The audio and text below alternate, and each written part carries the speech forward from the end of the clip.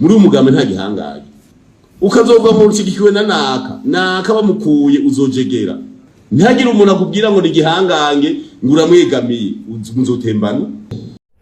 Reka nsubire ndabaramutse mwese banywanyi bacu mukunda kandi bogakurikira amakuru n'ibiganiro dutambutsa kuri chaîne ya YouTube CTV n'umwanya w'amakuru agezweho ariko vugwa tubazaniye amakuru yihuta n'amakuru mashasha ku munsi w'ejo kubakurikiye amakuru twabahaye inkuru itangaje mu Burundi ndetse n'ibara ryaguye ku rugo rw'umushinga mateka Shabani Nimubona aho yafatanywe amaritiro atari make y'ibitoro.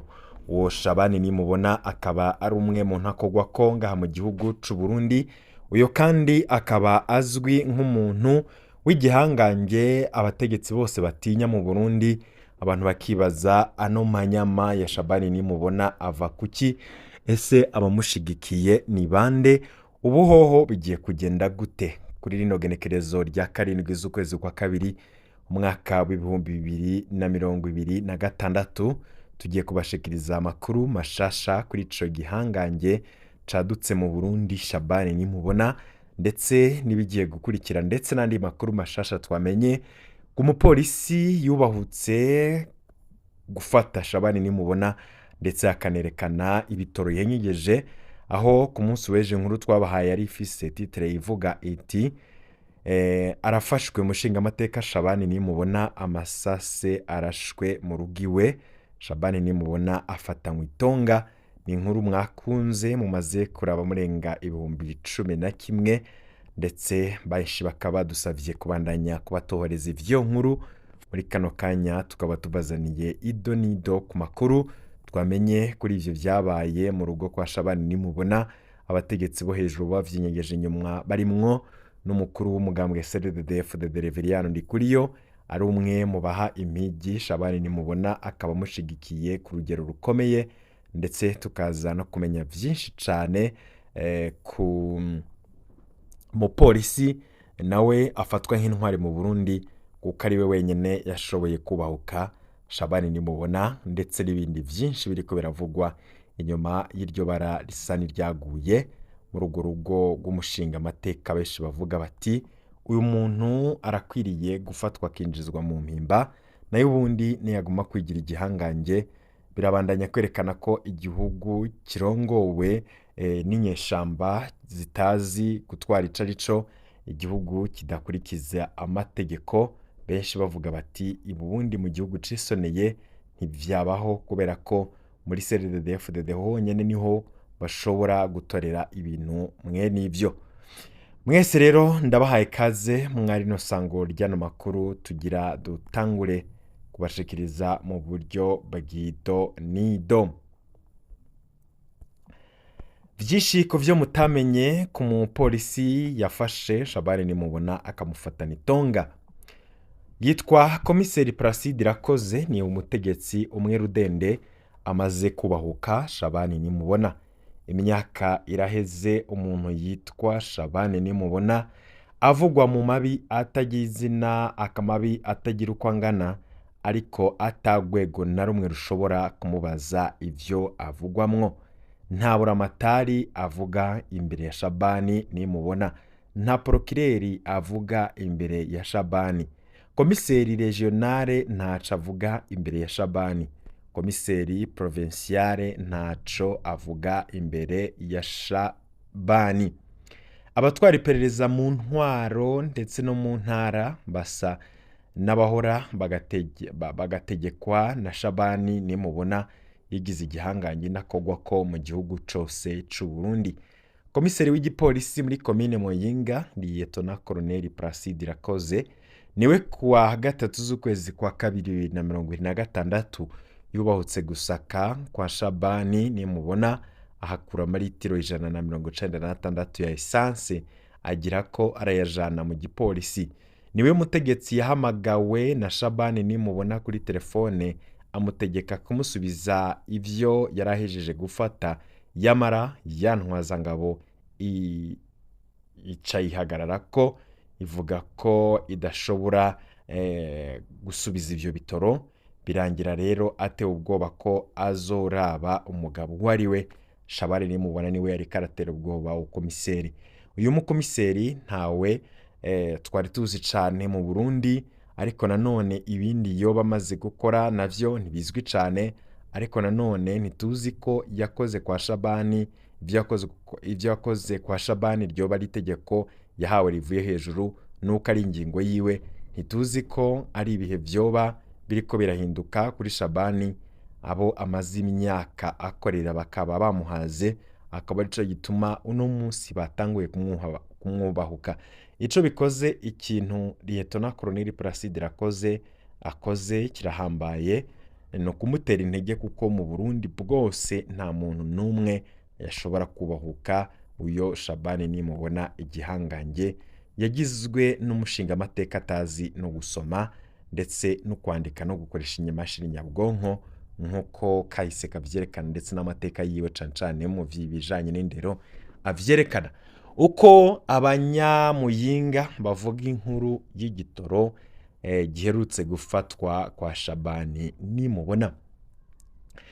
Twabasangije iyi nkuru yavuzwe cane ku mabido 198 yuzuye ibitoro vya essence aherutse gufatwa n'umukuru w'igipolisi muri komine Muyinga, Lieutenant Colonel Placide Irakoze. Tukaba twavuze kandi ko ico gitoro ca Shabani nimubona mukuru w'imbonerakure mu ntara ya Buhumuza akaba nitwa umushinga amateka yatowe muri Ruheshi 2025. Shabani nimubona amaze imyaka irenga 15 avugwa mu mabi menshi cane, arimwo kunyuruza abantu, kwica no kuboreza igufa batavuga rumwe n'ubutegetsi, ariko ntarigera arengutswa n'urwego na rumwe. Akunze no kwifotoza mu myambaro ya gisirikare itazwi mu Burundi. Iyi nkuru yavugishije abantu benshi cane, hari n'abandi batwandikiye kugira batangiye umuco kuvyo biboneye umunsi ico gitoro gifatwa no kukungene bazi urudandazwa rw'ibitori Muyinga. Hano tugira tubasangize zimwe muri zino ntahe z'abano banyagihugu. Urudandazwa rw'amagendo rw'ibitoro Imuyinga. Umwe mu bazi urwo rudandazwa yagize ati: Imuyinga suwa ari we wese adandaza igitoro ca magendo ategerezwa kuba ari umuntu akomeye kandi afise uburyo bukwiye. Ufise influence zo kuzana igitoro kivuye Tanzania aba yarikomeje ku buryo mwibarabara rya Kobero atawumukorako. Iyo bagishikanye ntabwo kibikwa kwa nyene igitoro. Nyenimari abafise umuntu mutoya wo hasi, uwo aba yaramuteguriye icumba kibikwamwo igitoro. Uwo niwe rero mu ncamake yitwa representa waco, ariko ntikiba ari iciwe. Iyo bishitse hakagira uwufatwa, hafatwa uwo wakibitse, nyene co ntafatwa, ahubwo agerageza kuvugira umwe bagifatanye. Ico mwomenya co Imuyinga si Shabani wenyene akora urwo rudandaza. Imuyinga nivyo vyabashikije, Imuyinga nivyo vyabashikiye, za Giteranye na Butihinda hose ni gutyo. Ubu Muyinga niyo igaburira igitoro izindi ntara. Urashobora kuba umuntu waruzi mu caro akenye, urashobora kubona umuntu waruzi mu caro akenye, mu nyuma ukumva yabaye miliyoneri kubera igitoro. Ariko rero wihenze ugakora urwo rudandaza utazwi muri systeme, mu kanya gato cane ubufashwe bagucira urubanza rw'ikibiriraho. Ni urudandaza rw'abaCNDD-FDD naho nyene bazwi, no kuvuga abaCNDD-FDD bibikomerezwa bibihangange baba bazwi ko ari nk'intakogwako. Umwe mu begereye Shabani nimubona we yatwandikiye ati: nimwaba mushobora kuvugana n'urya mu komiseri, muramwegera mu muhanure amenye uko avyitwaramwo kumvo zikurikira. Icambere, ibitoro biva i Tanzania biciye ku mipaka kandi haba hariho abapolisi. Abapolisi barahabaga amahera y'inzira kugira bareke ababitwaye. Ica kabiri, komiseri ubwiwe nyene abarangura ibitoro i Tanzania hariho amafaranga yamara ahabwa n'ababikura i Tanzania, kandi n'uwo babifatanywe hari amahera yaherutse gutanga agenewe komiseri. Ikigira gatatu, ivyo bisanzwe bizwi mu ntwaro mu nzego z'umutekano mu karere ka Muyinga ku mvo zo korohereza abenegihugu mu vyo kwiyunguruza mu gihe mu gihugu atagitoro gihari. Ababizana bose babicisha ahari abapolisi, kandi nibo babugururira amabariyeri kuko babicisha mu mabarabara arimwo amabariyeri y'igipolisi. Itariki igitoro cafatiweko naho hari ibindi vyinshi vyabaye mutamenye. Abatwandikiye bose bakosoye inkuru ya Kingi Umurundi Freedom ku kijanye n'itariki igitoro cafatiweko. Benshi bavuze ko cafashwe ku igenekerezo rya 27 z'ukwezi kwa mbere 2026. Umwe yegereye Shabani nimubona we yanditse ko cafashwe ku igenekerezo rya 26 z'ukwezi kwa mbere 2026. Bose rero baremeza ko cafatiwe ku mutumba wa Cumba, zone Cumba muri komine Muyinga ho mu ntara ya Buhumuza. Hano twabibutsa ko zone Cumba yatwawe na Shabani nimubona imyaka irenga 10 imbere yuko aba mushinga amateka. Bamwe bakaba bayifata nk'icibari ca Shabani nimubona, aho imbonerakure zimakaye imyaka itari mike. Bikaba bivugwa ko Shabani nimubona yari yaranse ko hashirwa ikirindiro c'igipolisi aho Icumba, yari akeneye ko imbonerakure zikora atawuzishunze ijisho. Ubu vuba niho abapolisi buba baherutse kuhaza nyuma yuko Shabani nimubona ageriye mu bushinga amateka. Igitoro ca Shabani nimubona vy'ukuri cafashwe kwa Shabani nimubona niciwe. Mu nkuru yatangajwe na Kingi Umurundi Freedom yanditse ko igitoro cafashwe yari ca Shabani nimubona, kandi ko cafatiwe mu nzu iri iruhande y'urugo rwa Shabani nimubona. Kingi Umurundi Freedom yemeza ko Shabani nimubona yahamagaye komiseri Placide Irakoze amutegeka kugarukana ico gitoro, mu nyuma mubwira ko bazoraba umugabo wariwe. Abatwandikiye nabo babivugwa kiki. Umwe mu banyagihugu yatwandikiye yanditse ati ibitoro vyafashwe itariki ya 27 z'ukwezi kwa mbere 2026 kuwitwa Saidi asanzwe ari we abidandariza Shabani nimubona. Ico gihe Shabani yagumya telefona komiseri kominare ngo abimuhe, mugabo komiseri yari hagazeko. Gusa ukuri guhari nuko kuri uwo mutumba wa Cumba ata mupolisi n'umwe yaba muto canke mukuru yari bwubahuke gukoraho igikorwa na kimwe kijanye n'umusako, no kuvuga gusaka urugo kugira harabwe ko ibitoro vyoba bihanyagejwe ibizwi nka fouille et perquisition. Ivyo rero vyashoboye gukora Lieutenant Colonel Placide Irakoze wenyene, kubera ko atawundi yashobora kuvyubahuka. Mbere n'igihe yariko arakora ico gikorwa, umuchef de zone waho yarashatse kugumura imbonerakure kugira ngo ivyo bitoro ntibitwagwe, ariko vyaratwawe kubw'ubutwari bw'iyo ntwaza ngabo. Uwundi munyagihugu wo ngaho Icumba yatwandikiye yemeza ko ibitoro ari ivya Shabani nimubona, ko vyabikwa iruhande y'urugo rwa Shabani mu nzu y'umukuru w'ibiswi vy'inkona mu Butihinda. Kuba dasobanukiwe neza ni vya CRDD FDD yo bavuzwe ibiswi vy'inkona, ni abana bakiri batoya bo mu mugambwe bigishwa amahame ndetse n'amatwara, ivyo bita karangamutima k'umugambwe bakiri batoya cane. Ivyo nivyo rero bitwa ibiswi vy'inkona. Ivyo rero ivyo bitoro vya Shabani nimubona bikaba vyarafatiwe mu rugo bibikwa iruhande y'urugo rwa Shabani nimubona mu nzu y'umukuru w'ibiswi vy'inkona muri Butihinda. Uyu munyagihugu ni wenyene yemeza ko ababika ibitoro bataba ari bene vyo, ahubwo ko bene vyo ari abakomeye baca baza kubavugira ngo barekugwe nyuma y'uko bafashwe. Uwegereye Shabani nimubona we yanditse ati nagira nkosore ku nkuru muhejeje gutanga ko Honorable Shabani yoba yafatanywe ibitoro mu nzu iwe. Habanamba ntabwo ari byo, nubwo bishobora kuba vyafatiwe mu kibani we, ariko nta rudandazwa rw'amagendo yigera akora. Murantunga nimwerekane ibindanga. Ibitoro ni ivy'umubanyi wo hafi yiwe ariko si ivya Shabani. Gitumye benshi bavuga ko ari ivyiwe nuko ari we yagerageje kumuvugira cane kugira ntibabitware, ariko komiseri kominari birangira abijanye. Ikindi naco mwomenye nuko bitafashwe genekerezo rya 3 z'ukwa kabiri, ahubwo vyafashwe genekerezo rya 26 z'ukwezi kwa mbere.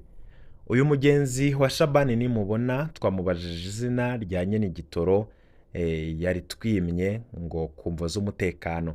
Twamubajije ico akora, atwishura ko ataca akora. Twamubajije nimba nyene igitoro yarafashwe, yatwishuye ko yaciye ahunga abonye abapolisi. Twamubajije ko ari ivyo ko uwafatanywe ibitoro asanzwe ari umukuru w'ibiswi vy'inkona, nawe yavyemeje ariko aranka kwemeza ko yitwa Saidi.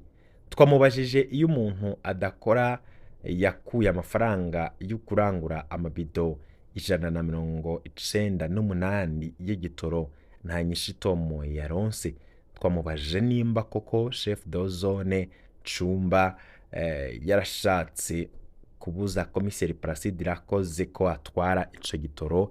Yatwishuye ko chef de zone yashaka ko musitanteri abanza kuhashika, ariko ko komiseri yavyanse. Twaramubajije aho igitoro kiri muri kino gihe, yatwishuye ko igitoro kiri muri komisariya y'igipolisi Imuyinga. Uyu mugenzi wa Shabani nimubona niwe yaciye aduha ubutumwa busa n'ubugabisha komiseri Placide Irakoze. Ico twamenye mu nyuma nuko uwo agurisha ivyo bitoro yitwa Saidi Barutwa nayo atwara ibiswi vy'inkona mu ntara ya Buhumuza yose. Ibibazo ni vyinshi kuri kino gitoro, nkuko abarundi benshi bakomeza kutubaza, natwebwe niko twibaza, ariko nanone amakuru yo uko tugenda tuyaronka tugenda tuyabasangiza. Mu butumwa twandikiwe twakuyemwo ibintu bikurikira. Igitoro cafashwe mu mpera za 2026. Igitoro cafatiwe mu nzu iri ruhande y'urugo rwa Shabani nimubona. Shabani nimubona yarakoze ibishoboka byose igitoro ntikihave, mbere aba nk'ubutera ubwoba komiseri Placide Irakoze. Chef de zone Cumba nawe nyene yaragerageje ivyo ashobora kugira igitoro ntikihave. Ababika ibitoro vya magendo Imuyinga sibo bene vyo. Warabitse ico gitoro avuga ko ari imbonera kure yegereye cane Shabani nimubona niwe atwara ibiswi vy'inkona mu ntara ya Buhumuza yitwa Saidi Barutwa nayo. Uyu muntu ntiyafashwe. Hari abemeza ko inzu yafatiwemwo ibitoro isanzwe nayo nyene ari ya Shabani nimubona, ariko nta vyemezo bikwiye twaronse. Ubundi abafatanywe ibitoro vya magendo Imuyinga baca bacirwa urubanza rw'ikibiriraho bagapfungwa. Utubazo rero tugaruka ni tuno dukurikira: ni kubera iki Shabani nimubona yakoze ibishoboka vyose ngo igitoro kigarukanwe kugeza aho atera ubwoba komiseri kominari? Afisi yihe nyungu mu gitoro ca magendo? Ni kubera iki chef de zone Cumba nawe nyene yari yanse ko igitoro gifatwa, kandi muri iyo ntara basanzwe bahana bikomeye abafatanywe ico gitoro? Ni kubera iki inyuma y'imisi 12 igitoro gifashwe atarubanza ruraba, kandi ubundi bahora bakora urubanza rw'ikibiriraho? Mu nkuru yo hanyuma tuzogaruka ku mwidondoro wa Lieutenant Colonel Placide Irakoze, uko abanyagihugu bavuga bamuzi, ariko ico bose bahuriza ko nuko ari intwazangabo irinda ku buryo bamutaziriye blende. Ico twabonye mu begereye Shabani nimubona ni ishavu bafitiye intwazangabo, mbere basa n'abakeneye kwipfungisha Shabani nimubona, ariko aragerageza gukora Shabani nimubona ariko aragerageza gukoresha abayoboke biwe ngo bahindukize rwose amakuru ajanye n'ici gitoro. Turabandanya kubikurikirana umwanya ku yundi. Webana natwe ko turonka bishasha, uragenda uraronka notification maze tubandanye kubashikiriza amakuru menshi abavugwa mu bisata byose ndetse n'ibishasha biba bigezweho bigarukwa ko irya nino. Ndabakengurukiye mwese mudukurikira mu kanya gatoya, turabandanya tubashikiriza ayandi makuru avugwa ndetse niba bigezweho bigarukwa ko irya nino.